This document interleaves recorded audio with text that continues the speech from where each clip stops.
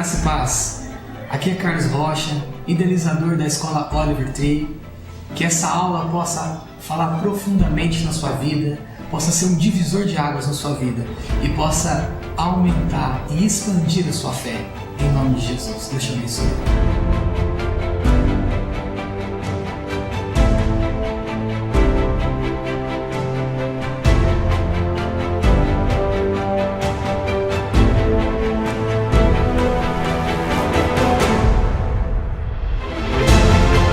Queridos, então eu gostaria de compartilhar com vocês algo que tem pesado no meu coração.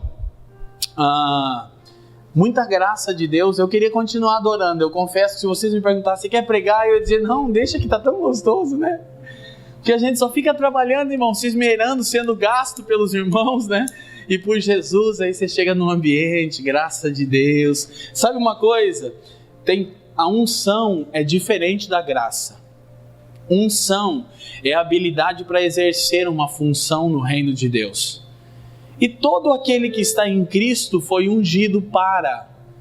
A unção não aprova ninguém, a graça aprova. Você já aprendeu a diferenciar unção de graça? Eu já. Eu sei o que é conhecer pessoas que operam na unção, mas não têm mais o favor de Deus. Mas quando eu vejo pessoas que têm graça de Deus, eu sei que Ele está aprovando. Amém. E graça é mais gostoso que unção. Sabia? A unção não é meritória. Eu nunca ministrei sem unção. Você pode achar que isso é soberba. Não! É que a unção não tem a ver com o que eu mereço. A unção é para. O Espírito do Senhor me ungiu para. Eu aprendi isso no começo da minha jornada, então sempre que eu ministro eu falo, Senhor, eu não posso fazer isso sem unção. E sempre tem unção. Por quê? A unção não me aprova, a unção é para edificação do corpo de Cristo. Então até um bêbado pregando o evangelho pode estar ungido. Eu sei que isso é meio estranho de aceitar, mas é verdade.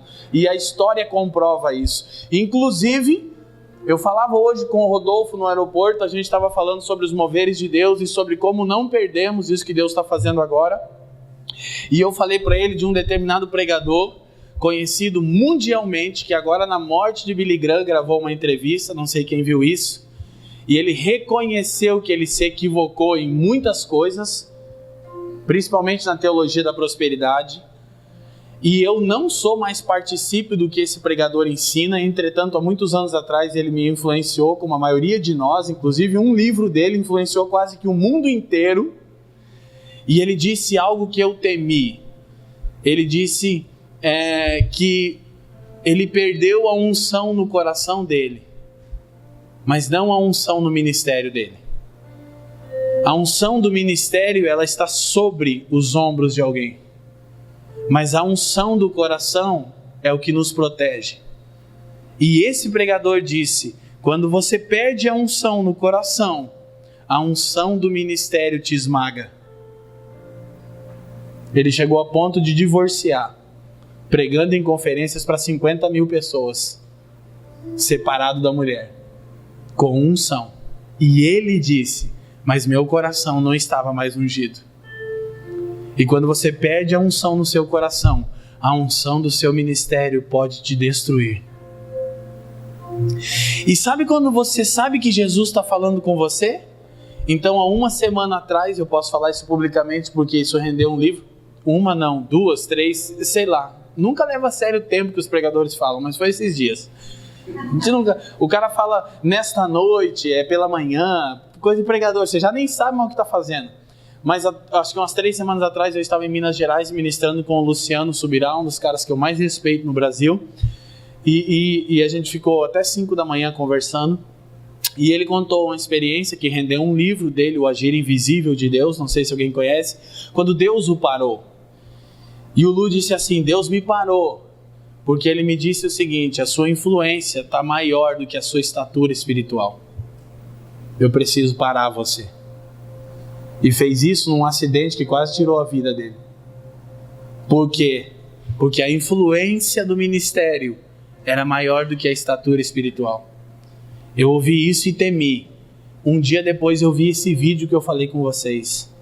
Eu já sei que Jesus está falando comigo. Eu não quero que ninguém aqui ou em qualquer lugar do Brasil pense de mim além do que convém. Eu quero manter o meu coração ungido. Isso é graça. Amém? Porque a unção está sobre todos aqueles que estão em Cristo. Efésios capítulo 2. Meu preferido livro. O versículo 2 diz assim: em quem noutro tempo andaste segundo o curso deste mundo, deste aion, desta era, e segundo o príncipe da potestade do ar, do espírito que agora opera nos filhos da desobediência, entre os quais todos nós também antes andávamos nos desejos da nossa carne, fazendo a vontade da carne e dos pensamentos, e éramos por natureza filhos da ira. Agora escute uma coisa: para onde o príncipe da potestade do ar, pelo curso deste mundo, está levando a sociedade atual? Para a desintegração total da família. Para onde Deus, pelo derramar do Espírito, está levando a igreja? Para se tornar um novo protótipo de família. Igreja é o jeito de Deus nos ensinar a sermos família do jeito dele. Então, primeiro eu quero que você observe algo que eu não vou ter tempo para conferir todos os textos. Eu vou passar um pouco rápido por isso e você faz as anotações. Então, o verso 2 e 3 fala da estratégia de Satanás, o curso deste mundo. A expressão para mundo é aion, era. Paulo está falando que esta era está guiando as pessoas para um determinado lugar. Aquele que influencia esta era está conduzindo a sociedade para um lugar. Ele diz que nós andávamos também neste curso que o príncipe da potestade do ar influencia. Ele diz que o príncipe da potestade do ar atua nessa era, guiando-a por intermédio dos filhos da desobediência. Ele diz do espírito que agora opera, atua através dos filhos da desobediência. E depois do versículo 3, Paulo ainda esclarece um pouco mais o que ele estava dizendo. Ele diz que nós andávamos nos desejos da carne, fazendo a vontade da carne e dos pensamentos. Escuta uma coisa, vou trabalhar com a ideia que você tem fundamentos bíblicos, assim eu ganho tempo, amém? Você lê a Bíblia, irmão, aleluia? Glória a Deus. Então escute uma coisa, o príncipe da potestade do ar está guiando a sociedade atual para a desintegração total da família, ok? Como ele faz isso? Ele faz isso por intermédio de encarnação. Há um princípio espiritual imutável dentre os princípios que Deus estabeleceu. Um dos princípios que Deus estabeleceu, e nem mesmo ele o quebra, na verdade Deus coloca a sua palavra acima de si mesmo, e isso é assustador. É assustador, porque é ele que disse. Ele pode quebrar, ele pode mudar de ideia, ele pode fazer do jeito que ele quiser. Não, ele não faz. E se você entendesse isso, você valorizaria mais esse livro aqui. Porque Deus coloca a sua palavra acima dele. E ele estabeleceu princípios imutáveis. E um dos princípios imutáveis é que um método de manifestação de realidade espiritual na terra é a encarnação.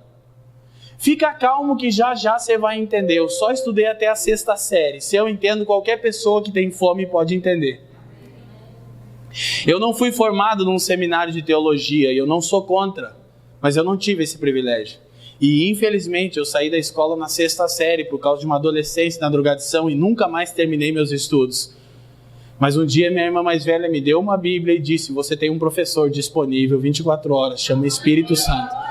Ele vai te guiar a toda a verdade. E ele não me guia apenas verdades do campo eclesiástico. Ele me ensina sobre o mundo, sobre a vida, sobre Deus, sobre todas as coisas. Ele me dá uma cosmovisão correta.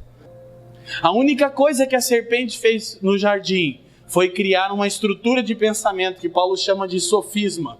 Um raciocínio caviloso, com aparência de verdade, mas que induz ao erro.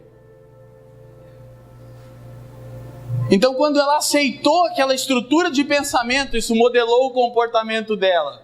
quando o comportamento dela foi de desobediência, o príncipe da potestade do ar entrou. E disse, pronto, consegui fazer o que eu queria. Agora eu vou seguir só influenciando mentalidade. Ó. Irmão, eu sou crente ainda. Eu sou crente. Você é crente, irmão? Qual foi a primeira palavra que saiu da boca de Jesus quando ele passou a pregar? Qual foi a primeira coisa? Pensa em Jesus, 30 anos, em silêncio, vendo o caos do planeta Terra, sabendo a solução, mas seu pai dizendo, não chegou sua hora.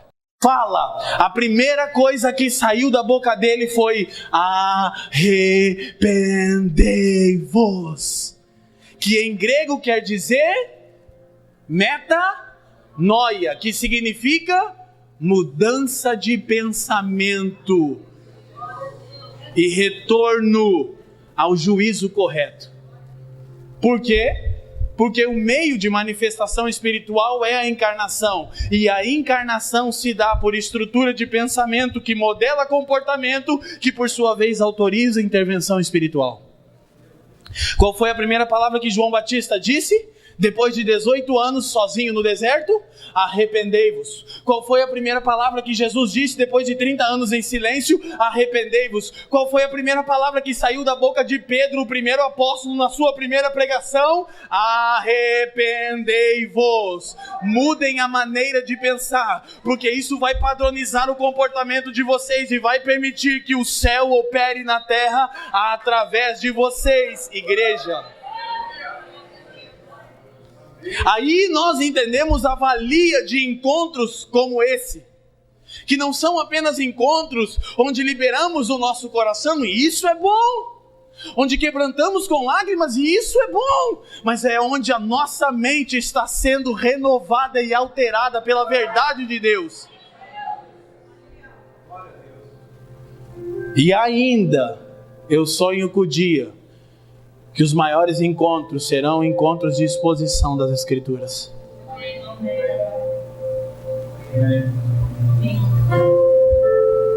Eu sonho em termos auditórios de 5, 10 mil pessoas no Brasil, ouvindo as Escrituras por 3, 4 horas, sem ninguém mexer no celular.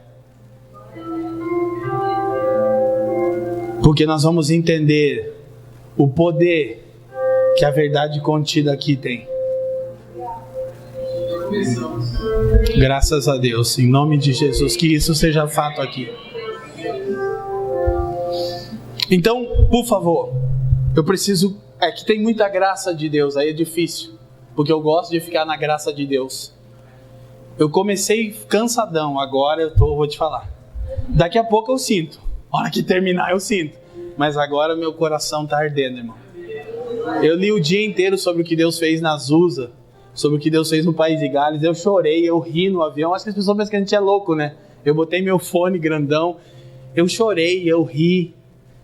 Saber como Deus tocou um país inteiro. Avivamento, cara. Não apenas grito, choro e lágrimas. A principal manifestação do Espírito Santo não são dons, sinais ou prodígio. A principal manifestação do Espírito Santo é tornar uma pessoa parecida com Jesus. Isso é avivamento. Bom, mas deixa eu falar. Eu quero falar de Jesus, eu não gosto de falar das coisas ruins, mas a gente tem que ter uma correta leitura disso. Então o príncipe da potestade do ar está atuando desde o Gênesis. O que ele está fazendo? Ele está criando um tipo de sociedade que está empurrando a família para a sua desintegração total. Por quê? Porque o plano de Deus é construir uma família. Eu vou repetir, você que está aqui. Você foi chamado para edificar família e não construir cidades. E o que atesta o sucesso de um homem de Deus é o tipo de família que ele constrói.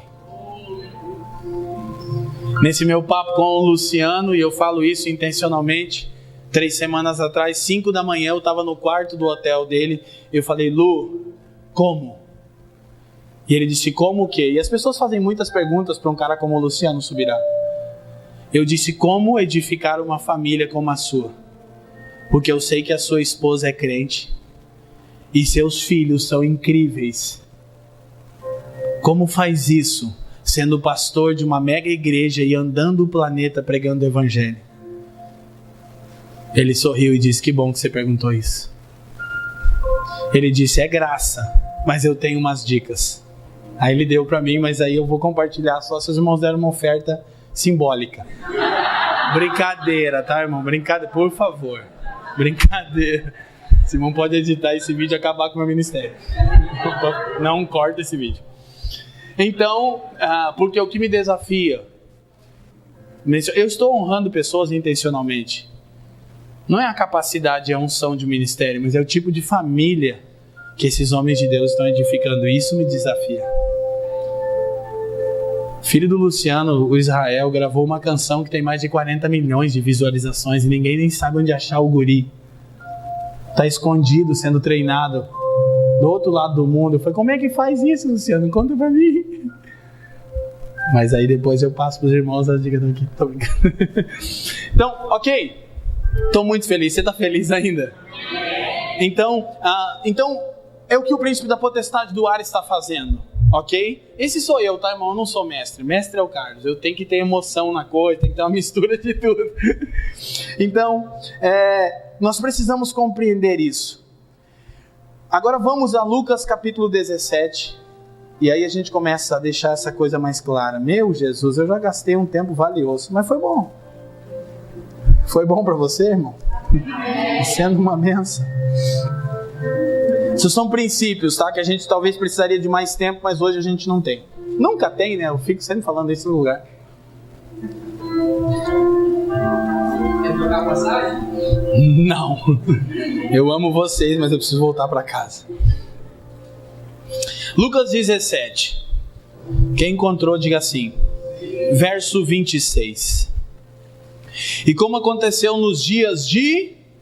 Diga, dias de Noé. Assim será também nos dias do Filho do Homem. Comiam, bebiam, casavam-se e davam-se em casamento até o dia em que Noé entrou na arca. Veio o dilúvio e consumiu a todos. Como também da mesma maneira aconteceu nos dias de Ló. Diga, dias de Ló. Diga comigo, dias de Noé. Dias de Ló. Então, essa é a base do que eu estou falando. Esses homens falam de dois protótipos de família. Por que eu estou usando isso? Não é aleatoriamente. É porque o próprio Cristo disse que os dias que antecedessem o seu retorno seriam dias semelhantes aos dias de Noé e dias como os dias de Ló. Agora, por favor, preste bastante atenção para a gente poder ser bem sucinto aqui. Ele diz que a característica dos homens ímpios nos dias de Noé era que eles comiam e bebiam, casavam-se e davam-se em casamento. Casa, divorcia, casa-se novamente. Até o dia em que Noé entrou na arca, com toda a sua família. Agora escute rapidamente. Comer e beber, nas escrituras, sempre falam de um estilo de vida hedonista. Quando a menção de comer e beber é desregrada, as escrituras estão falando de hedonismo. O que é hedonismo? É vida centralizada no prazer pessoal. Curiosamente, nós podemos remeter a palavra hedonismo à sua origem. A origem da palavra hedonismo é Edom. Edom é um povo, uma descendência nas escrituras que tem por patriarca Esaú. E quando falamos de Esaú, que vem à sua mente? Alguém que trocou coisas eternas para satisfazer o seu ventre. O que é hedonismo? É vida centralizada no prazer pessoal. Essa é uma demanda do fim dos tempos. Homens hedonistas que buscam o prazer próprio a qualquer custo. E diz que os homens comiam e bebiam, eram hedonistas, casavam e se separavam, e casavam novamente. Por quê? Porque hedonismo desencadeia quebra de aliança.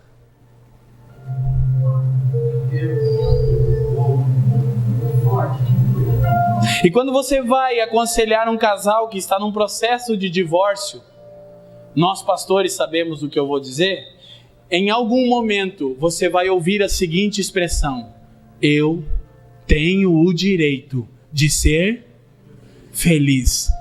Hedonismo. Porque a aliança não existe para que você seja feliz. A aliança existe para que a pessoa que você se aliançou seja feliz. Isso é uma relação pactual. E homens hedonistas não entendem aliança, não entendem relação pactual. Então qual é a consequência do hedonismo? A quebra de aliança. Hedonismo desencadeia a quebra de aliança. Quem está comigo, diga sim. Agora escute, as escrituras ainda dizem em Malaquias 4, e você pode anotar, versículos 5 e 6, uma outra demanda do fim dos tempos. Não precisa abrir, só anota. As escrituras dizem que antes que venha o grande e terrível dia do Senhor, o Senhor enviaria o espírito do profeta Elias, e ele teria um trabalho específico. Ele converteria o coração dos pais aos filhos e dos filhos aos pais. O espírito profético de Elias, que atua no fim dos tempos, vai trabalhar contra o espírito de orfandade. Nós trabalhamos dentro de um orfanato e uma casa paterna em Curitiba. Esse seria um longo assunto, eu sei do que estou falando. Agora eu vou te explicar uma coisa. Hedonismo desencadeia quebra de aliança. Quebra de aliança gera orfandade. Qual é a consequência de um matrimônio destruído? Orfandade. A história do Brasil. Agora escute. Isso fala de dias como os dias de Ló. Já já você vai entender. Eu disse que tanto Noé quanto Ló são protótipos de família.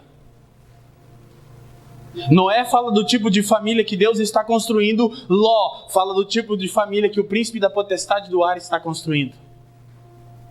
Agora, o que nós precisamos compreender?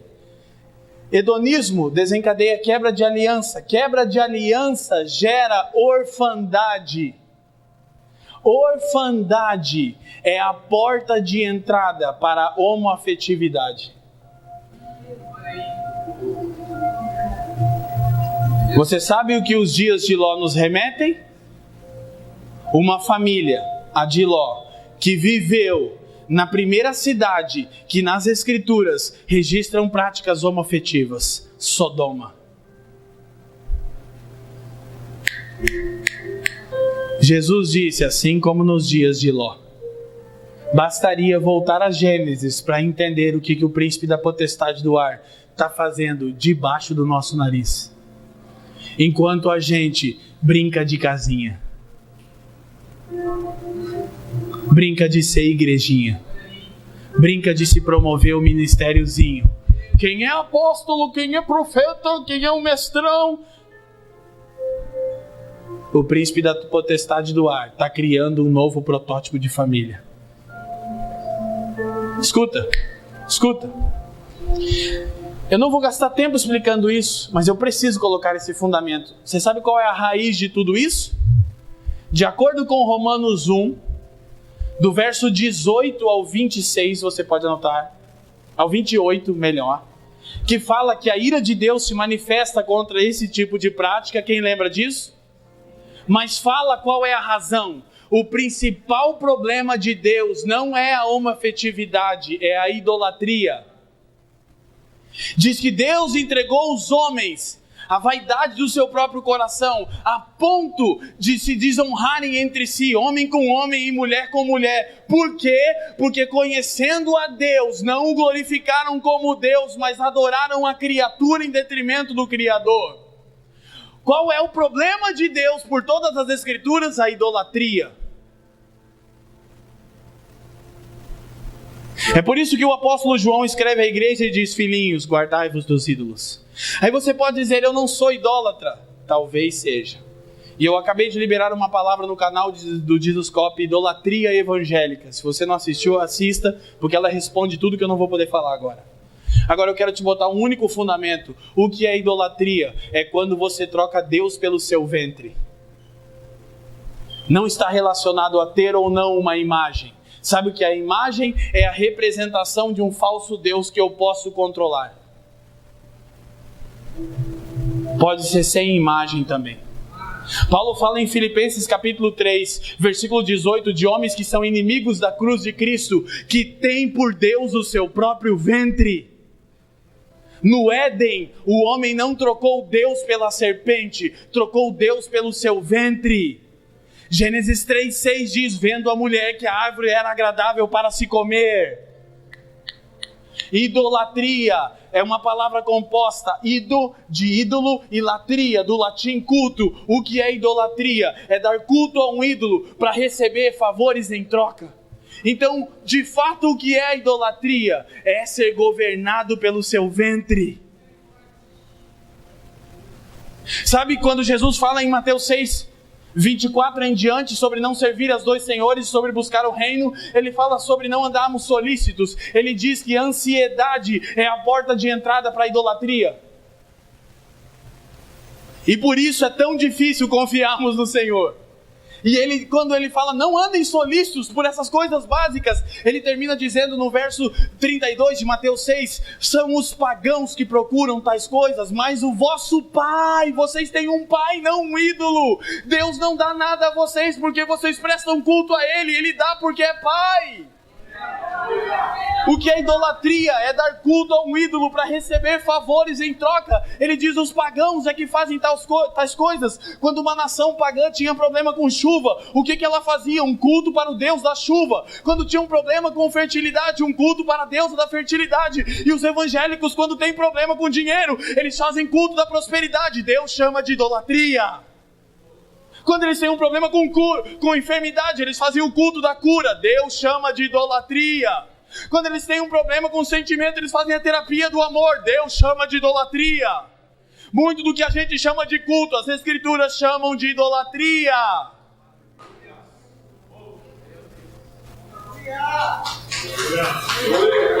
Não precisávamos aplaudir isso. Desculpa. Não precisa ser tão bem educado agora, irmão. Com todo respeito, não tem razão de aplauso, porque a gente está fazendo isso há muito tempo. Eu amo vocês, não me entendam mal, mas pelo amor de Deus, precisamos de arrependimento urgente. O que desencadeia o hedonismo? A idolatria. O que é idolatria? É trocar Deus pelo seu ventre.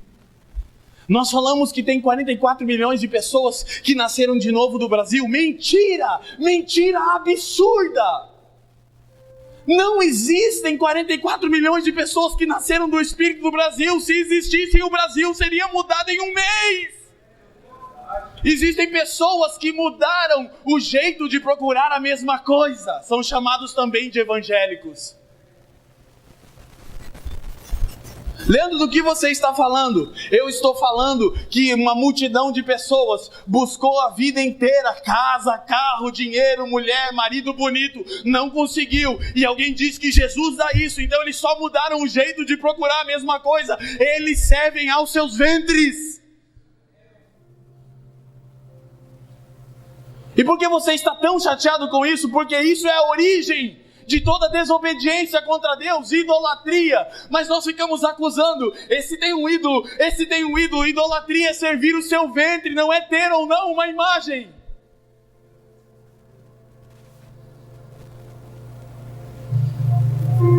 E eu não estou bravo com vocês. Eu só tenho temor. Eu não sei de você, eu não vim aqui brincar de casinha com ninguém. A nossa mente tem que ser transformada pelas Escrituras, irmãos. E começa quando nós nos entregamos como um sacrifício vivo. Sacrifício vivo é aquele que vai voluntariamente para o altar e diz: Deus, queima-me, queima todas as paixões da carne. Então Paulo diz, isso é um culto racional. O que é culto racional? O que é culto para Deus? Não é quando eu faço algo esperando algo em troca. Culto é quando eu sou sacrifício vivo, subo voluntariamente no altar do fogo de Deus e diz, Deus pode me queimar por completo. Paulo diz, isso sim é um culto. O resto é idolatria. Romanos 12:1, se você não lembra. E depois ele diz, e não vos conformeis com este mundo. Olha o que a gente começou a ler. Efésios 2, o curso do mundo. Não tomem a forma deste mundo, mas transformai-vos pela renovação do vosso... Tudo começa quando nós damos um culto racional a Deus. E o que é culto racional? É quando eu sou um sacrifício vivo, mas nenhum sacrifício era oferecido vivo a Deus na primeira aliança. Todo sacrifício era primeiro morto e depois oferecido. E o animal é catalogado como um ser irracional. Por quê? Porque até mesmo um ser irracional, quando via o fogo, fugia dele. Então primeiro ele era morto e depois oferecido, mas Paulo diz, Deus não quer sacrifício morto, Ele quer sacrifício vivo. Isso é culto, é quando você entende o que vai te custar e se entrega totalmente a Ele. Não é quando você pensa, eu estou aqui para fazer alguma coisa, para aplacar a sua ira, a fim de receber uns favores em trocas. Isso é idolatria. Leandro, Deus não nos prospera? Eu não disse isso. Ele nos prospera. Leandro, Deus não nos cura? Sim, Ele nos cura. Mas Ele faz isso porque é um pai e não um ídolo. E todo pai sabe dar boas coisas aos vossos filhos. Quanto mais o vosso Pai Celestial vos dará todas as coisas. Quem está comigo, diga assim. É só a introdução, mas vai dar tudo certo. É porque eu não quero gastar meu tempo falando só do que o príncipe da potestade do ar está fazendo. Mas eu preciso que você entenda. Então, olha só. Idolatria é a tentativa fracassada do homem de ser Deus sobre si mesmo. Você vai ser como Deus. E como isso começa? Por causa do apetite carnal. Homens cujo Deus é o ventre, Paulo os chama de inimigos da cruz de Cristo. A gente está pregando um evangelho que tem uma cruz ortopédica, que se adequa a gente, e um Cristo genérico é mais barato, mas faz o mesmo efeito. O Evangelho ainda é um chamado radical para nos entregarmos por completo àquele que nos criou. Vai nos custar tudo. A idolatria, trocar Deus pelo ventre, gera hedonismo. Como a serpente entrou, ela criou uma estrutura de pensamento e disse: Eva, olha o sabor. E Eva olhou e falou: uau, agradável para se comer, eu tô com água na boca. Ele diz: isso, troca Deus pelo seu ventre, vai, só faz. E quando ela fez, ele: pronto, entrei. Agora eu vou gerar um monte de gente que serve o seu ventre em detrimento de servir a Deus. Idolatria, ter seu ventre como seu Deus, gera hedonismo, vida centralizada no prazer pessoal. Eu não gostei dessa igreja, eu vou trocar. Hedonismo, idólatra. Eu não gostei dessa música, quem foi que disse que a gente estava cantando para você? E cada vez mais a gente está tentando criar um evangelho de uma cruz ortopédica e de um Cristo genérico, e igrejas cada vez mais confortáveis a gosto do freguês, com bênção, conquista e vitória financeira. Idolatria.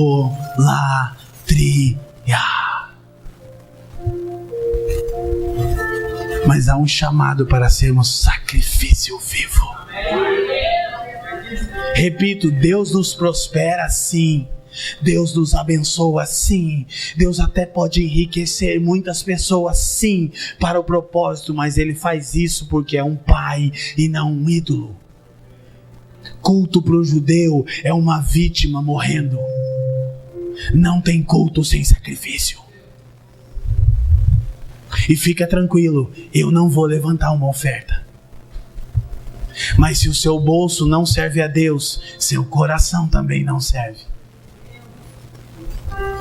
A teologia da prosperidade é bíblica. O que não é bíblico é o evangelho da prosperidade. Esse é um assunto para outro dia. Vamos para frente, sim? Podemos correr? Agora, o que isso está estruturando? Um novo tipo de família. E quando você olha para os dias de Noé e para os dias de Ló, você descobre uma coisa. Ló sai de Babel, sobrinho de Abraão, Gênesis 12. Sabe o que acontece com Ló? Ele sai de Babel. Sabe o que é Babel? O fundamento da religião humana. Um nome célebre. Um homem controlando outros homens. Nimrod é o primeiro protótipo de anticristo na escritura. Faltaria-me muito tempo para explicar isso. Nimrod é o primeiro tipo de anticristo. É o primeiro homem que quer governar sobre outro homem. Então eles edificam uma cidade, um nome célebre e uma torre cujo cume alcance os céus. Religiosidade, alcançar o céu pela força do braço do homem. Ló sai desse lugar, porque desse lugar Deus chama Abraão. As famílias que moravam ali eram os descendentes, os dissidentes do dilúvio, dos dias de Noé. Eles edificaram para si uma cidade. Eles eram um tipo de família desregrada. O que é uma cidade é a consequência do que se vive no lar. Por isso que Jesus disse aos discípulos: quando vocês chegarem numa cidade, em Mateus 10, se vocês forem, entra numa casa, se você for recebido, fica ali. Se não, ele disse, sai da casa e da cidade. Por quê? Porque uma cidade é o resultado coletivo do que se vive no lar. Sabe por onde Deus vai começar o derramar do Espírito? Dentro dos lares. O jeito de Deus ainda é de casa em casa. Agora, por favor, vamos correr com isso. Eu preciso que você entenda. Eu queria ler os textos de Gênesis, mas eu estou resistindo isso.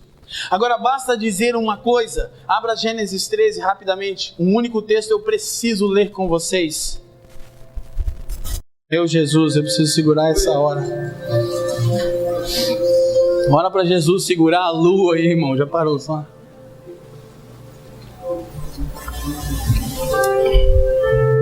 Então Gênesis 13 relata. Sabe por que Deus chama Abraão de Babel? Para edificar uma família. O que está acontecendo em Babel? Os homens estão edificando uma cidade. O resultado que aquelas famílias viviam nos lares. Deus disse assim: Abraão, sai daí. Eu vou edificar de você uma família. Constrói uma família para mim, Abraão. Porque a cidade já está pronta. A história da Bíblia é a história de uma família e uma cidade. De outra família e de outra cidade. Babel se torna uma nação. Babilônia. Babilônia se torna a grande Babilônia. Sabe o que é a grande Babilônia? Um cativeiro ideológico. Não é um lugar geográfico. É uma estrutura de pensamento. Por isso que quando Deus vai julgar a grande Babilônia em Apocalipse 13, 16, você anota. Antes de Deus julgar a grande Babilônia, que é uma habitação de demônios, as pessoas que pertencem a essa estrutura, a esse sistema, recebem uma marca. Onde vai a marca? Onde vai a marca, gente? Na testa e mão direita. E a gente fica acreditando em fábula porque não lê Bíblia, fica dobrando o símbolo de Coca-Cola contra o sol. Pelo amor de Deus, vai ler a Bíblia. Fica achando coisa no chip da Motorola. Meu Deus, se converte, seu religioso evangélico. E essa é para você ficar mal mesmo. Por quê? Porque não é isso que está dizendo. Não é você botar um feijãozinho no seu pulso que vai te mandar para o inferno. Leia a sua Bíblia. A marca da Grande Babilônia. Grande Babilônia não é um lugar geográfico, é o nome que Deus dá a todas as nações no fim dos tempos. Todas as nações beberam do seu vinho e os reis da terra se prostituíram com ela. 17 e 18 de Apocalipse. Por isso a marca é na testa e na mão direita. Por quê? Porque padrão de pensamento modela comportamento. E comportamento autoriza intervenção espiritual. É uma marca, não é um fim em si mesmo. É um cativeiro ideológico.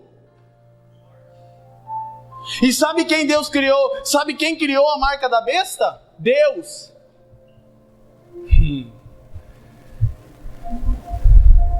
Deus é o autor da marca da besta.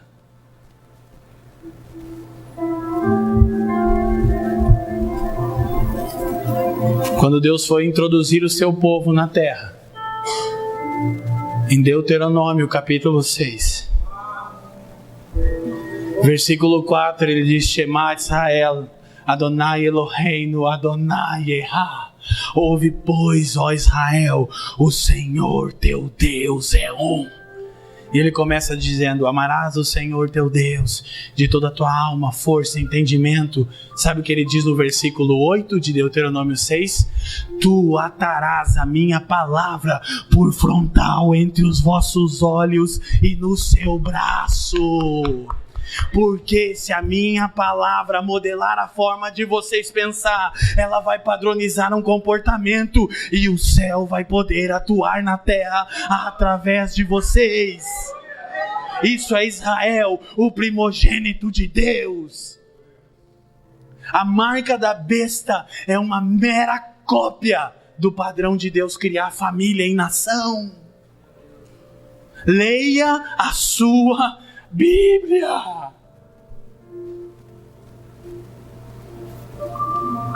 Então o que você tem para a gente tentar correr com isso? A gente precisa compreender isso. Nós precisamos entender. Gênesis 13, então, Ló sai de Babel com Abraão. Há uma briga entre os pastores, você lembra a história?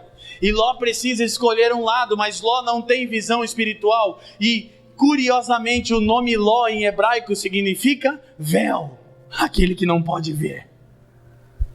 E Abraão diz: não vamos ter contenda entre nós, somos parentes. Se você escolhe a esquerda, eu vou para a direita. Se a direita, eu vou para a esquerda. Olha Gênesis 13, 10. Quem está comigo, diga assim. Diz assim a escritura: e levantando Ló os seus olhos, viu toda a campina do Jordão, que era bem regada, antes do Senhor ter destruído Sodoma e Gomorra. Era como o jardim do Senhor, como a terra do... Ei. Look at me. Pergunta: é o Éden ou o cativeiro? O que Ló significa? Escuta: véu. Ló não tem visão espiritual, ele julga segundo a carne. Por quê? Porque Ló não ouve o que Deus fala. O que nos dá visão espiritual é andar sobre aquilo que Deus falou conosco. No reino de Deus se vê ouvindo. Por isso Paulo diz em 2 Coríntios 5:7: nós não andamos por aquilo que vemos, mas por aquilo que cremos. E a fé vem pelo...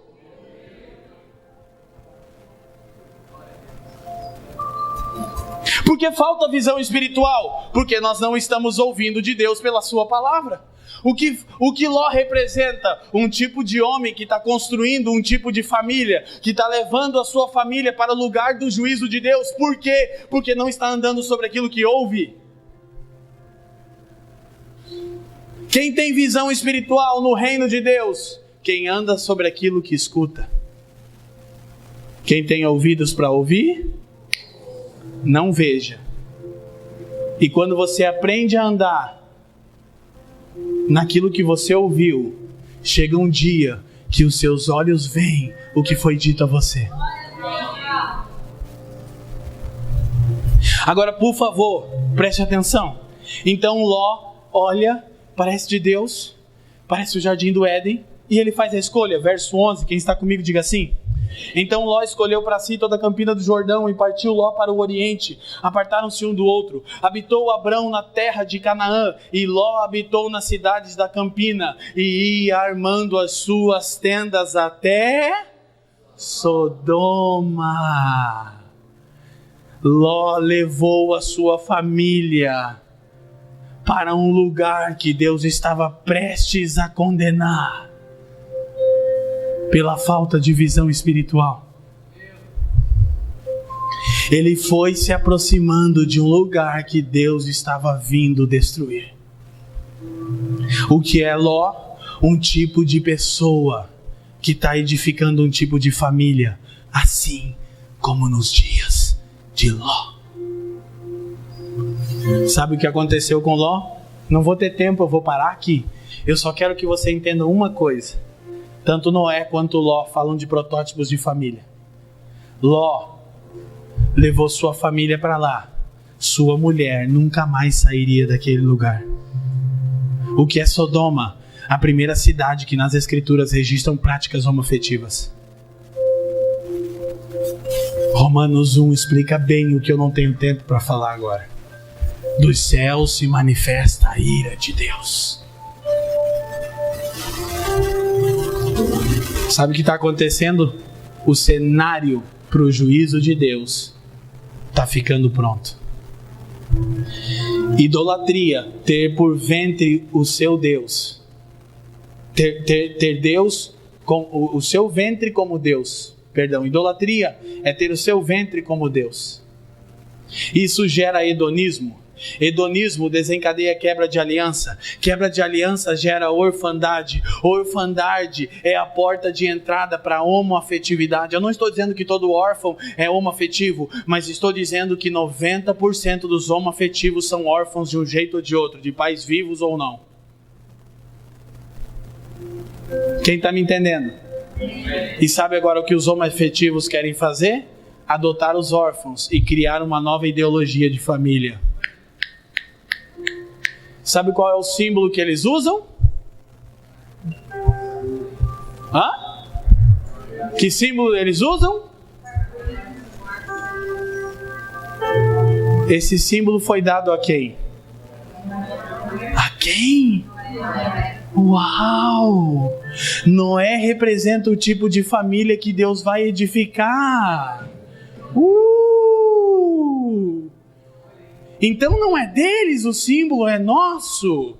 Eles chamam de arco-íris, fazendo menção a uma deusa grega. A gente chama de arco celeste. A aliança de Deus com um novo tipo de família que vai habitar na nova terra. Sabe para que Deus chamou Noé? Para edificar uma família, não construir uma arca. A arca é um meio de preservar a família.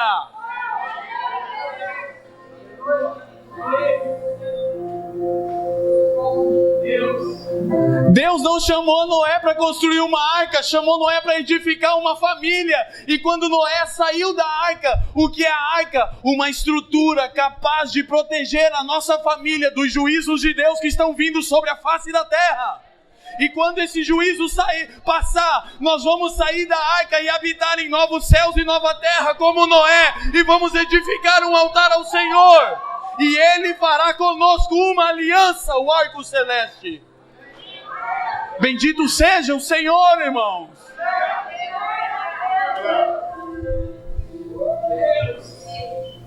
A gente tem que parar de brincar de igreja, de conferência, de cultinho e edificar a família. O derramar do Espírito está formando um novo tipo de homem, um novo tipo de mulher, não um novo jeito de fazer culto. Não é sobre pintar o fundo de preto ou não.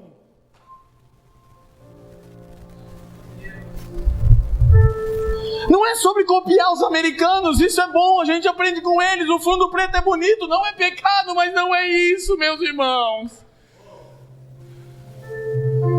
Eu não sou contra isso, não me interpreta mal, mas por favor, nós precisamos de famílias saudáveis, edificadas pelo Espírito de Deus.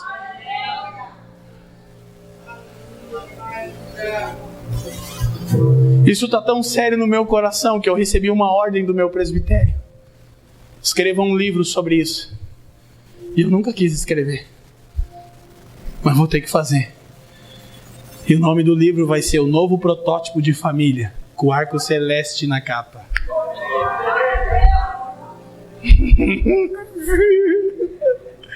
Vai ser lançado pelo Jesuscope, eles querem fazer. O Douglas falou, você já imaginou um livro no aeroporto? Leandro Vieira, O Novo Protótipo de Família e o arco celeste. Todo mundo vai comprar, né? Depende de como você interpreta, né, irmão? Aleluia! É uma revelação de Deus, não é uma coisa minha, não é para mim. A revelação não tem a ver com a autopromoção de alguém, tem a ver com a edificação da igreja. Tudo que Deus dá, dá para o seu povo. Agora eu preciso correr com isso. Então, nós precisamos compreender, o príncipe da potestade do ar está levando a sociedade atual para a desintegração total da família.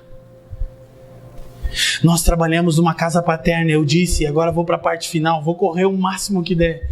Escuta, nós vemos, e eu não estou com ira contra os homoafetivos, porque Deus não tem ira contra os homoafetivos, Ele tem ira contra a idolatria.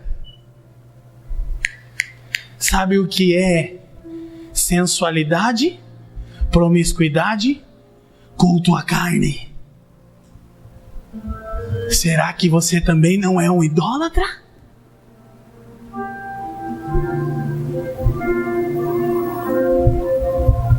Prostituição, culto à carne. Paulo usa uma expressão em Colossenses 2:23. Ele diz culto a si mesmo. É a melhor definição de idolatria. O que é idolatria? Um culto a si mesmo.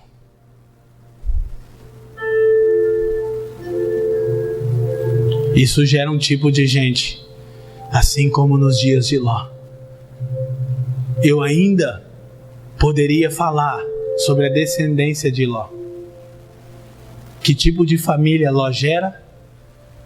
Fruto de um incesto.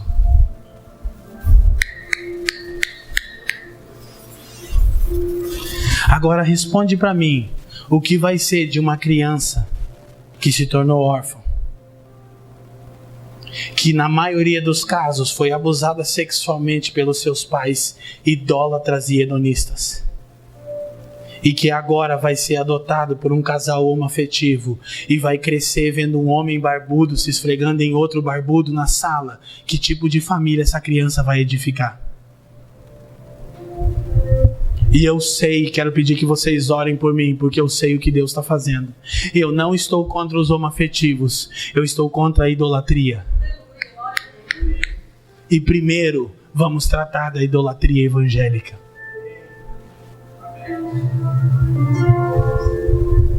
Culto a si mesmo.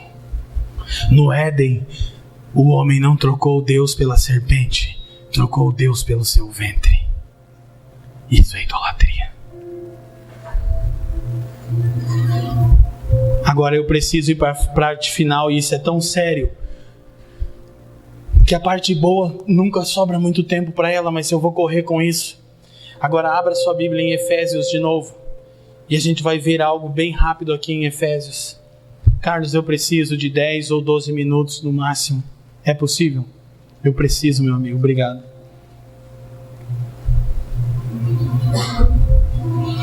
Escuta uma coisa.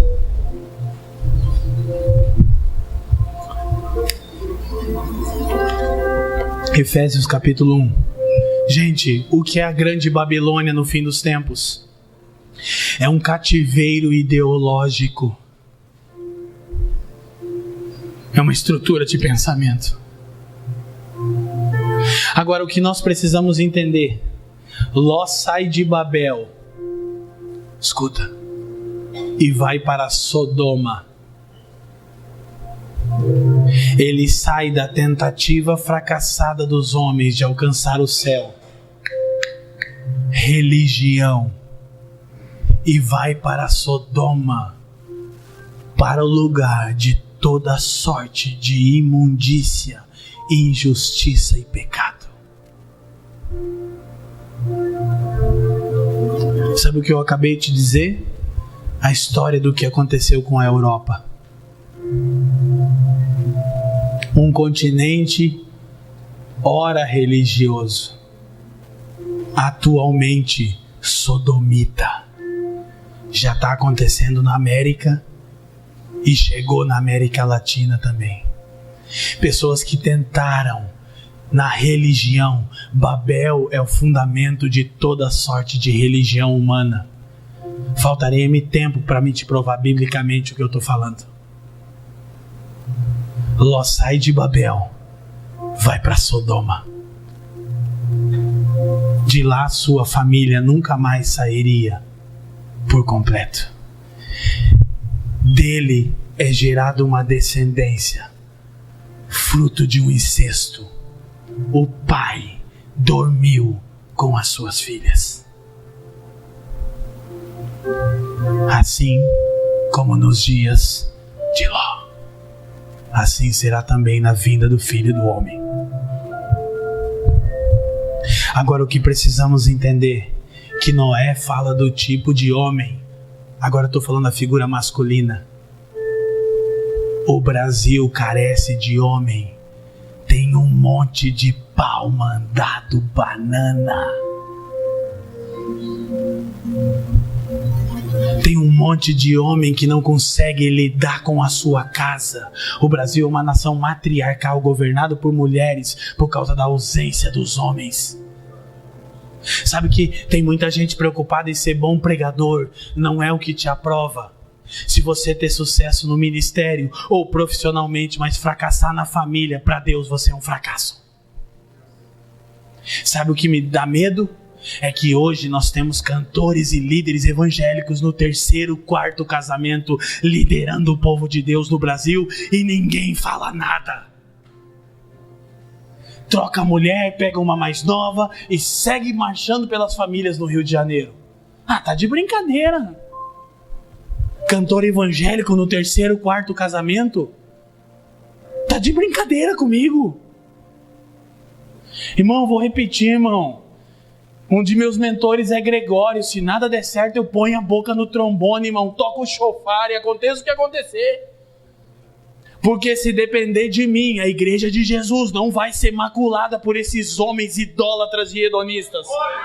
Deus é bom, Deus pode perdoar, Ele perdoa e muda a história de qualquer um. Mas sem arrependimento e boca no pó, não.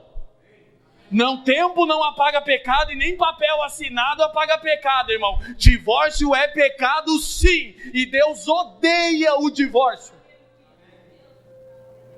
Eu não paro para ouvir alguém na segunda aliança. Eu não estou condenando. Eu não estou falando sobre a sua salvação. Não cabe a mim. Mas você não é um exemplo para mim estar na segunda aliança. Nem para o meu filho. Eu não deixo nenhum pastor na segunda aliança ensinar nas nossas igrejas. Eu digo, infelizmente você não é exemplo de família. Eu não estou te condenando, mas não dá. Eu sei, vou apanhar, né? Apanho já. Um monte de gente falando que eu sou legalista. Pode falar o que você quiser. Eu vou construir uma estrutura que vai proteger a minha família. Eu não estou sendo Deus sobre ninguém, não estou mandando ninguém para o inferno. Deus é bom e tem graça suficiente em Deus para te restaurar, irmão. Mas põe tua cara no pó e te arrepende. Amém? Porque virando essa baboseira evangélica que está acontecendo no Brasil, alguém tem que fazer alguma coisa. E bem dizia Gregório, os profetas quando eles vivem são rejeitados, mas após a morte todo mundo escreve louvando e elogiando, dizia ele, mas quando vivem são rejeitados. E agora tem um monte de gente aplaudindo que o Gregório morreu fazendo culto em homenagem, mas eu sei que quando ele deu de dedo na cara chamaram ele de rebelde endemoniado. E quando ele falou, idólatra, você serve Mamon, meteram o pé na bunda dele. Aí ele morreu, virou profeta. Uma coisa eu disse para ele no seu enterro, eu te honrei em vida. Eu respeitei o que você carregou para o Brasil. E eu vou pegar a tocha, Greg. Deixa que o manto vai cair sobre mim. Tem uma geração inteira que vai pegar seu manto de zelo pela igreja. E os caras diziam que o Gregório batia na igreja. Ele nunca fez isso, ele amava a igreja. Ele não gostava das instituições dos homens. Mas aleluia, glória a Deus, vamos para frente, amém? Graças a Deus. Eu não estou incitando rebeldia, não. Eu estou falando de a gente ser posicionado no que a Escritura ensina. E que Deus me guarde cada um de nós aqui, irmão. Foi o que eu pedi para o Luciano. Me ensina a ser um homem de verdade. Estou aprendendo. Sou pai de um carinha de 5 anos. Estou 13 anos casado. Estou aprendendo essa coisa. Estou aprendendo. Eu não quero ser visto como um grande pregador. Eu quero ser visto como um marido que ama minha esposa como Cristo amou a igreja. Isso é sucesso. Amém? Agora, por que então a gente vai em Efésios? Porque Efésios fala da família de Deus. E o que é a família de Deus? A igreja. Efésios 2:19, anota aí. Diz que nós somos a família de Deus. Meu Jesus, agora eu tenho 5 minutos para terminar. Vai dar certo. Em nome de Jesus. Vai dar tudo certo, amém? Escuta rapidamente. Me perdoem por ser tão sincero. Eu não sei se eu devo pedir perdão por isso, mas se você fica ofendido, eu não quero te ofender. Eu só tenho zelo. Eu não consigo falar disso sem pôr o meu coração nessa coisa. Por quê? Porque talvez vocês não me conheçam, mas eu saio da minha casa todo dia há muitos anos. Eu não estou fazendo isso para ser um cara legal, não, irmão.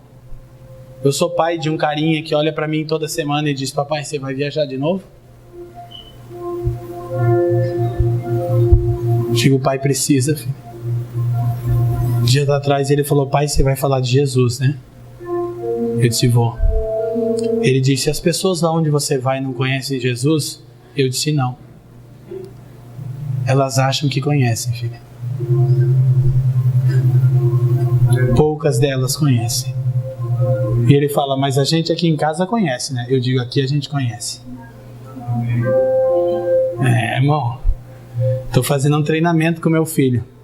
Eu estou treinando ele. Deus me deu uma direção, eu estou amando essa coisa.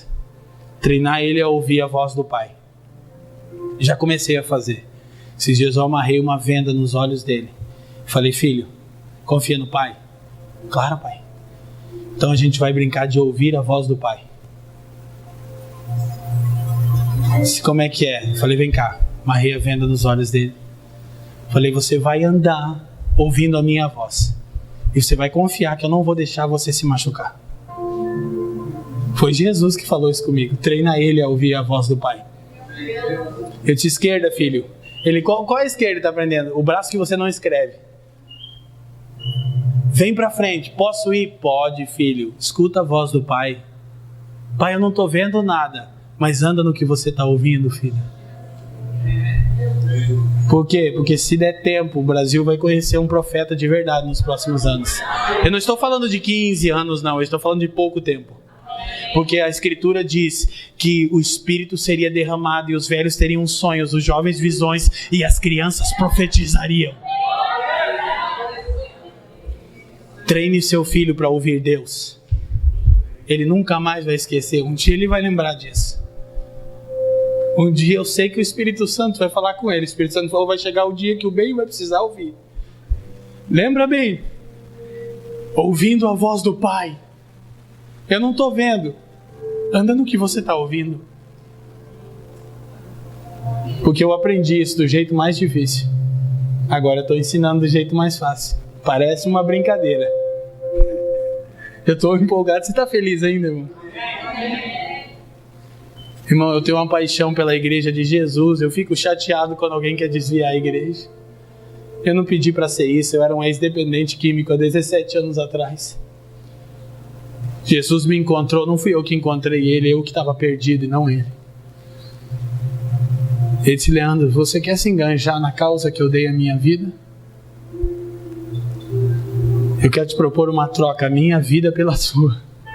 Eu falei: eu aceito. O senhor tem certeza? Falou: eu tenho. E um dia, mais de 15 anos atrás, numa conferência, talvez eu não consiga terminar o ensino, mas tudo bem. 15 anos atrás, numa conferência, Randy Clark, de Global Awakening, numa conferência com 6.000 pessoas, usado pelo Espírito Santo, diz: quem aqui quer ser gasto por Jesus? Ele tirou uma nota de $100 e disse assim: até o último centavo de dólar. Antes que ele terminasse de falar, o Espírito Santo me impeliu e eu pulei de cabeça no concreto, irmão. caí com a minha cara no pó. 6.000 pessoas gritavam por causa da glória de Deus. Signs and wonders. Eu vi paralíticos saírem correndo, eu vi cego enxergar, eu vi muita coisa no começo da minha conversão. Graças a Deus, eu sei que Deus vai fazer de novo. Naquele dia, sem saber o que dizia, eu disse: Jesus, gasta-me até o último centavo. No final do ano que passou, eu estava um dia no avião tão cansado como hoje. Sabe o que eu falei para minha esposa, Carlos? Eu disse: liga pro Carlos e pede para ele me botar num hotel. Ele falou: amor, não posso. Eles prepararam e falaram: amor, eu estou muito cansado. Mas eu entrei no carro dele, ele com um sorriso sincero, olhando no meu olho e falou: a gente está tão feliz que você vai ficar lá em casa. Sabe o que você falou que ia falar? E eu disse: não, amor, não liga não, eu vou ficar na casa dele. Por quê? Porque meu corpo está cansado, mas a mesa que eu tive com ele já me encheu de esperança, e vendo o rosto de vocês eu estou cheio de esperança. E daqui a pouco eu vou estar cansado de novo. Efésios fala de como Deus está construindo família. Como a estrutura de família foi perdida no Éden, Deus está edificando a igreja. O que é a igreja? O jeito de Deus nos ensinar a ser família. Então, Efésios, eu não vou ler os textos, você só anota. Eu amo explicar isso, mas eu não vou fazer. Efésios capítulo 1, especificamente o versículo 10, fala que a vontade de Deus é tornar a unir o céu e a terra na dispensação da plenitude dos tempos. Se Deus vai tornar a unir o céu e a terra, quer dizer que eles eram unidos em algum momento. E não é só Efésios 1:10, Colossenses 1:20 diz que Deus vai reconciliar todas as coisas, quer celestiais, quer terrenas. Se Ele vai reconciliar, é porque céu e terra já foram um único lugar. Não tem a ver com ir para o céu ou ficar na terra, tem a ver com a fusão do céu com a terra. Sabe quando o céu e a terra foram um? No Éden. Porque Deus governava o céu e o homem governava a terra, e o homem guardava a comunhão com Deus, e isso mantinha a terra e o céu unidos. Mas quando o homem quebrou a relação com Deus, o céu e a terra se romperam. Mas Paulo diz que Deus revelou o mistério da sua vontade, que Ele vai fazer convergir, Ele vai tornar a unir todas as coisas em Cristo, na dispensação da plenitude dos tempos. Mas por que Ele diz isso? Primeiro Ele diz porque Deus nos redimiu em Cristo. Então, como Deus fez a paz com o homem pelo sangue do seu Filho, agora Ele anuncia que haverá um tempo em que o céu e a terra vão tornar a ser unidos. Então, qual é o assunto de Efésios 1? É Deus se reconciliou com o homem em Cristo e anunciou que na dispensação da plenitude dos tempos o céu e a terra também serão reconciliados. Ok? O que diz Efésios capítulo 2, você anota versículo 14 e 15, Efésios 2, 14 e 15. Diz que agora Deus reconciliou o homem com o seu próximo. Ele usa a metáfora dos gentios e dos judeus e diz que Cristo derrubou a parede de separação, o muro do templo de Salomão que separava os gentios dos judeus, e fez de ambos os povos, diz o texto, um novo homem. A expressão é Adão. Deus está criando uma nova humanidade. Agora Deus tem paz com o homem, Efésios capítulo 1, e anuncia que o céu e a terra serão unidos. Então, como o homem está em paz com Deus, ele agora pode estar em paz com o seu próximo, porque o pecado quebrou a comunhão com Deus e com o próximo. Quando Deus disse a Adão: Adão, você comeu do fruto que eu ordenasse que você não comesse, Ele disse assim: a mulher próximo que você me deu, a comunhão estava rompida com ambos. E Jesus disse que o maior mandamento é amar a Deus e o próximo. Então, Efésios 1, Deus se reconcilia com o homem em Cristo e anuncia que o céu e a terra serão reconciliados. Efésios 2, Deus nos reconcilia uns com os outros, com o próximo, e cria uma nova humanidade, um novo Adão, um ser coletivo. Efésios capítulo 3, anote o versículo 10, por favor, faça isso. Efésios 3, 10.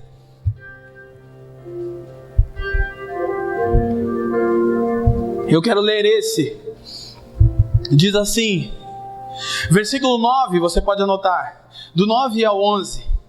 E demonstrar a todos qual seja a comunhão do mistério, que desde os séculos esteve oculto em Deus que tudo criou, para que agora pela igreja a multiforme sabedoria de Deus seja conhecida dos principados e potestades nas regiões celestiais. Verso 11, segundo o eterno propósito que estabeleceu em Cristo Jesus, nosso Senhor.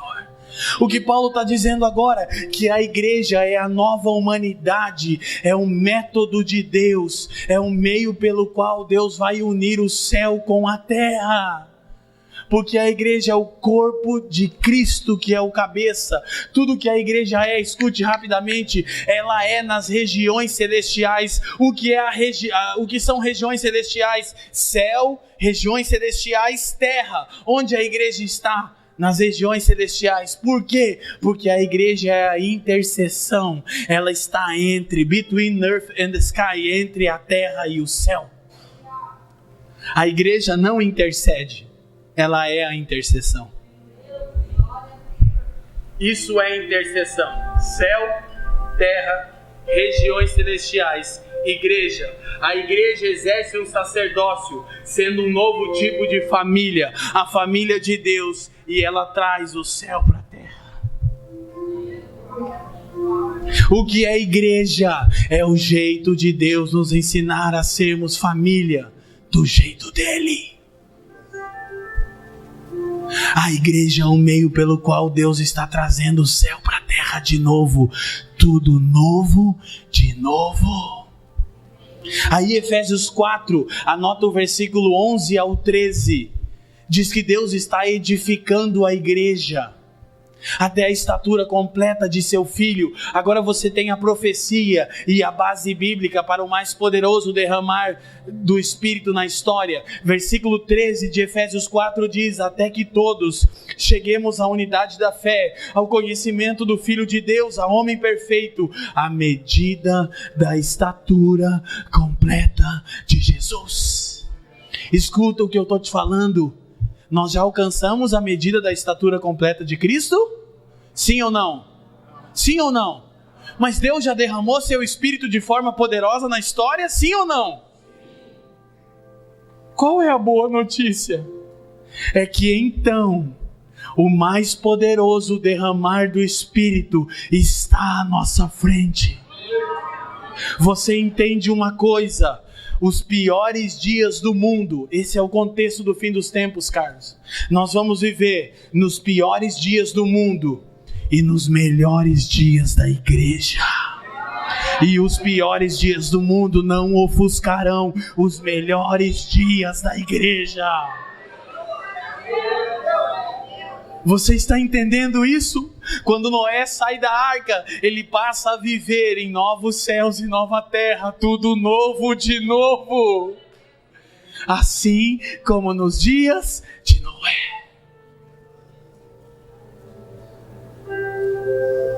Noé não foi chamado para construir a arca.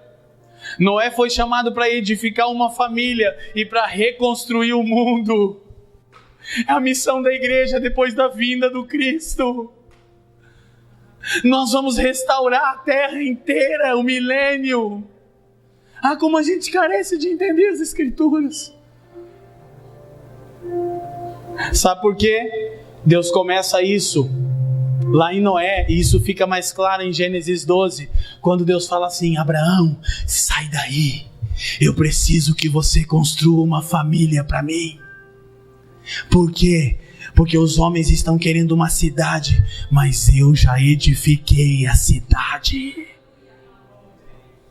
Aí então Efésios está nos explicando isso. Aí Efésios 4 fala da edificação da igreja pelo Espírito, através dos homens dons e dos homens que têm dons. Esse é um assunto bem longo, mas basta dizer que Efésios 4 é a edificação da nova humanidade. Efésios 1, a reconciliação do homem com Deus e o anúncio da reconciliação do céu com a terra. Efésios 2, a reconciliação do homem com o seu próximo. Efésios 3, a nova humanidade chamada igreja. Efésios 4, a edificação da nova humanidade pelo Espírito.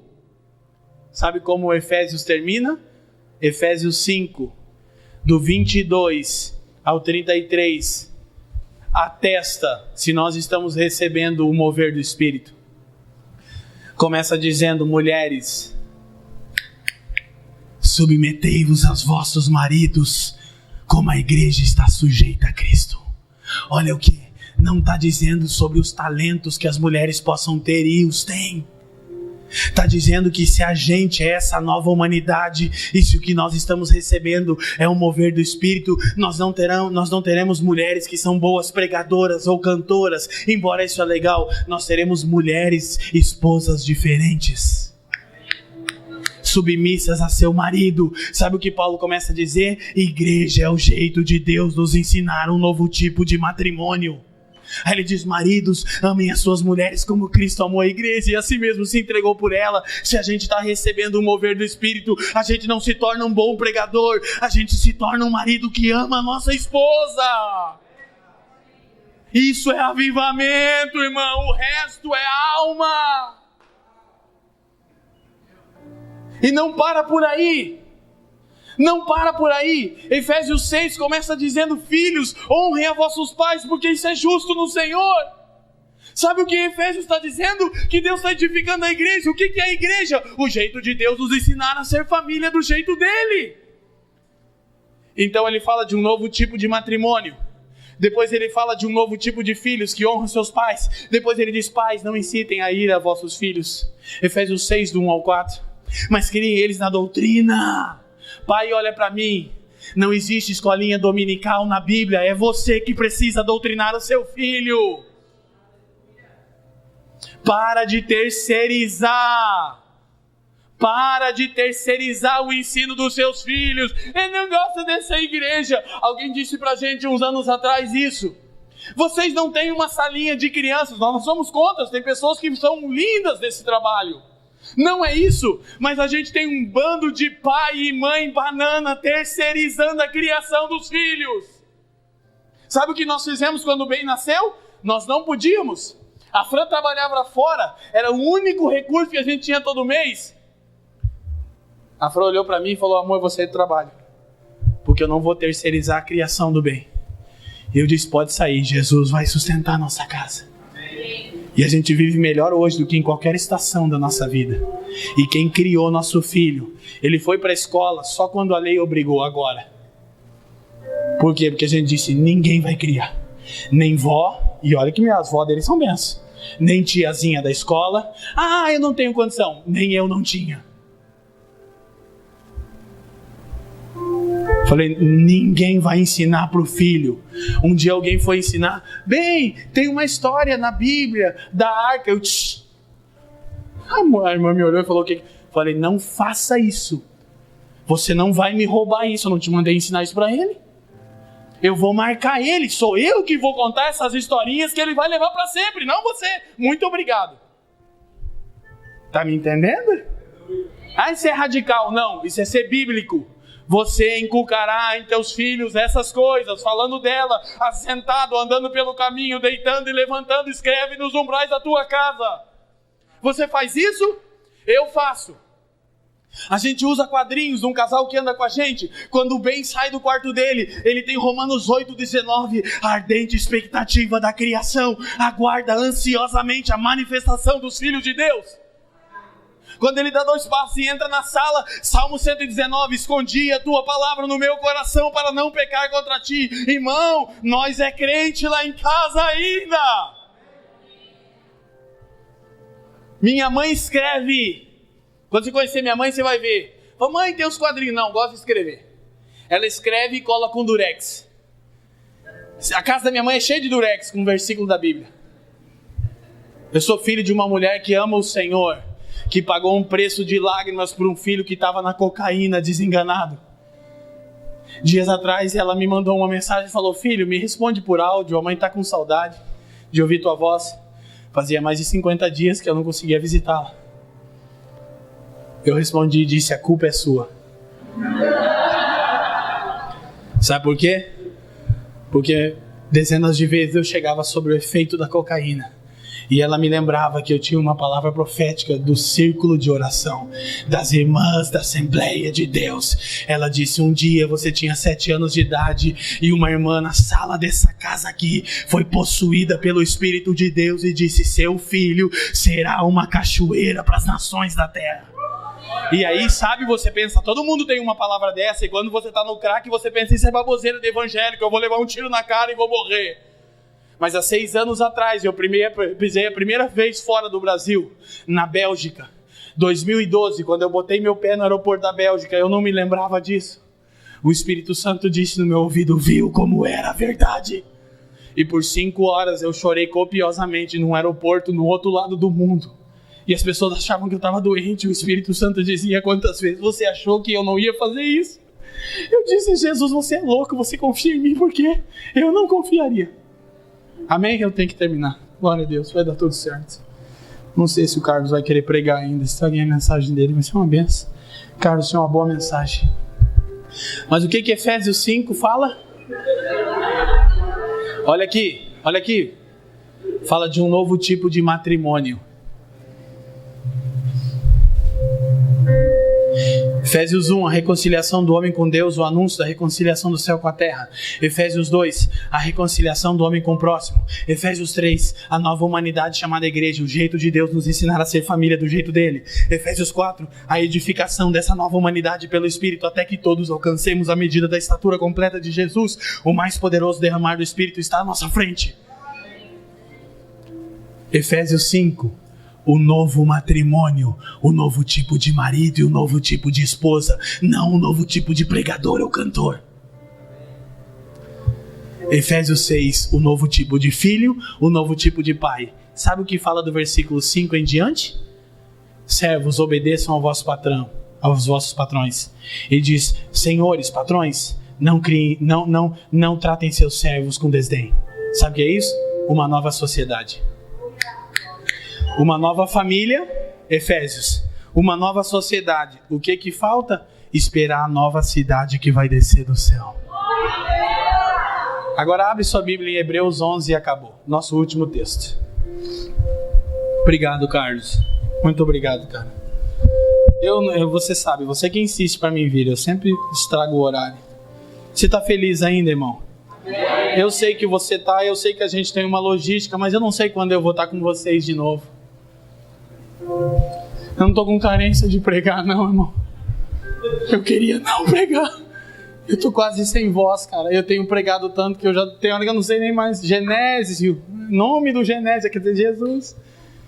Mas, irmão, e quando eu tomo essa coisa aqui, quando eu tomo o púlpito e as escrituras, o zelo de Deus vem sobre mim. Eu não consigo me preocupar com mais nada a não ser um bom comunicador do mistério de Deus, um bom dispenseiro da economia de Deus. Eu amo essa coisa, irmão. Eu não sei fazer outra. Hebreus 11, quem está lá, diga amém.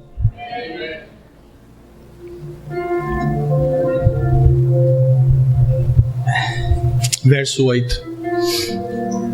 Pela fé, Abraão, sendo chamado, obedeceu. Sabe por que Deus escolheu Abraão? Gênesis 18, 19 diz que Deus sabia que ele ia ordenar os seus filhos após ele. Sabe o que Deus faz quando está para mover na terra? Procura um homem de verdade. Porque um homem de verdade tem uma mulher de verdade, tem filhos de verdade. Ele disse: eu sei, Abraão vai ordenar a sua casa. Homem, não pregador, não grande ministério. Isso é bom e muitas vezes é consequência, mas nem sempre é. Porque as pessoas não têm mais discernimento. Tem gente que fica bravo comigo quando eu falo de pastor em segundo, terceiro casamento. Irmão, não é modelo.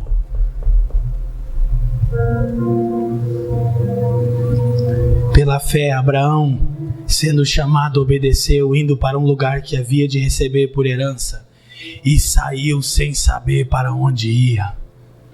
Ele só tinha uma palavra, não tinha visto ainda.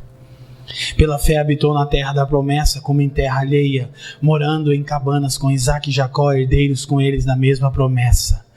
Porque esperava a cidade que tem os fundamentos, da qual o arquiteto e construtor é Deus.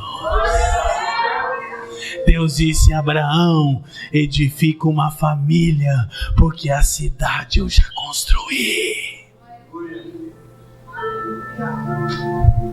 Sabe quem vai habitar nessa cidade? O novo tipo de família, criado em Cristo Jesus. A igreja, o que é igreja? Culto, denominação, não. O jeito de Deus nos ensinar a sermos família do jeito dele. Pai, nós te damos graças por esse tempo aqui, Senhor. Senhor, eu clamo pela misericórdia dos céus sobre nós nessa noite, a começar por mim como marido e como pai, Senhor.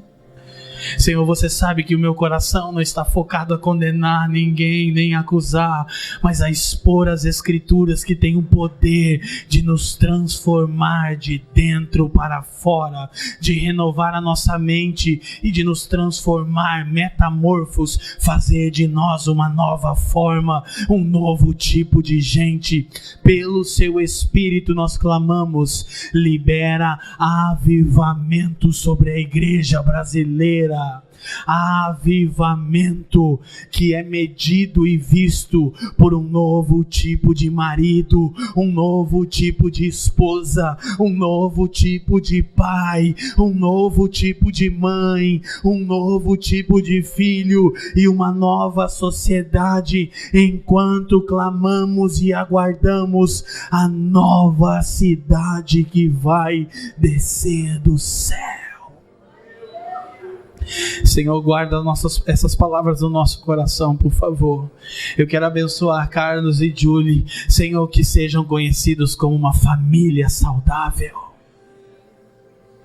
E quero abençoar cada um dos meus amigos e conservos que estão aqui, que possamos entender que você nos chamou para edificar a família, porque quem edifica a igreja é você, e é você quem constrói a cidade. Oramos no seu precioso nome, Jesus, e esperamos pelo mais poderoso derramar do seu Espírito, o avivamento final que vai levar o seu povo à medida da sua estatura completa. Bendito é o teu nome.